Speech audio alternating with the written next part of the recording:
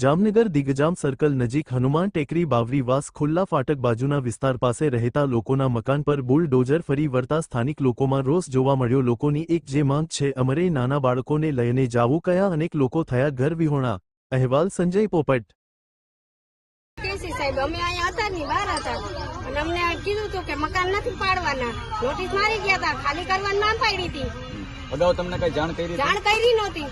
કેટલા દિવસનો સમય આપ્યો હતો? અમને 15 દિન આપ્યો હતો। પાછા સાહેબ આવ્યા હતા કે હવે પણ મકાન નહીં પડે ઈ કે ભલે રહ્યું ઈ કે।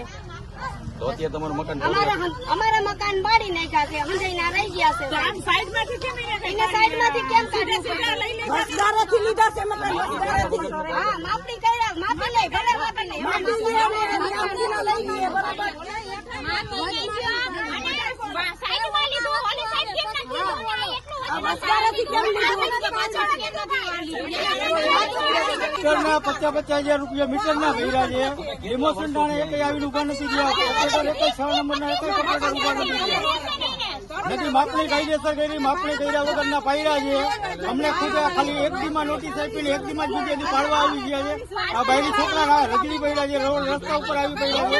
અત્યારે કોઈ એક ઓપરેટર 6 નંબર વોર્ડનો એક ઓપરેટર આવીને ઉભા નથી રહ્યા, બરોબર।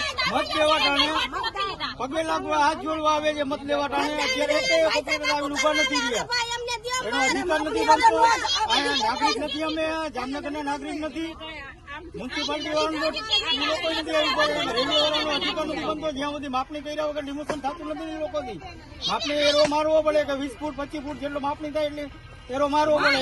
માપણી કર્યા હા, માપણી કર્યા વગર એ લોકોનો હક નથી બનતો પાડવાનો। આમાં પાછા નિમો લખો અડધા મકાન લઈ ગયા છે, અડધાના પાડી નાખ્યા છે। જેને નોટિસો નથી આવી એ લોકોને પાડી નાખ્યા છે, નોટિસો આવી એને પાડી નાખ્યા છે।